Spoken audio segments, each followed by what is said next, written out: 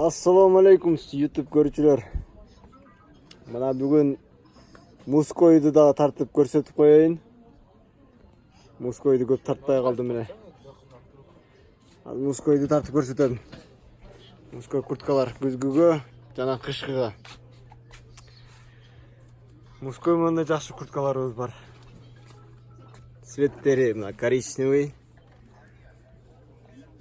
карасы, анан мындай рыжий цветте курткаларыбыз бар. Мындай коричневый цветтегилер жаңы келип атат. Алдында төшүндө мындай замоктору менен. Размерлери болсо мынакей 48ден 52-54гө чейин булар турат. Молодежныйраак. Мынакей. Баасы болсо 2900. YouTube'дан көрдүк деп менин подписчиктерим болсо силерге жакшы скидка кылып берем. Анан болбосо мындай модный дагы курткаларыбыз келди, молодежный. Касушный вариант. Бул азыр женскийлердин касукалары чыкты. 3-4 жылдан бери. Эми мына мужской дагы чыкты да. Касушный вариант болупчу. Мынакей. Бул жагында ремени менен, ремешоктор менен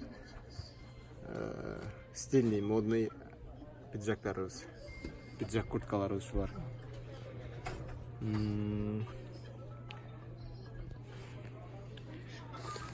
Анан бул мондай дагы моделдерибиз бар. Алды резинка, бул жагы резинка.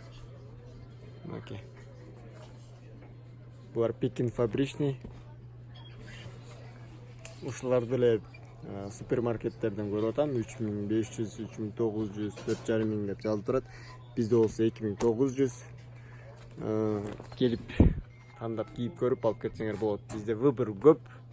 Мынакей. Мен просто кыскача кылып тартып чыгарып атам.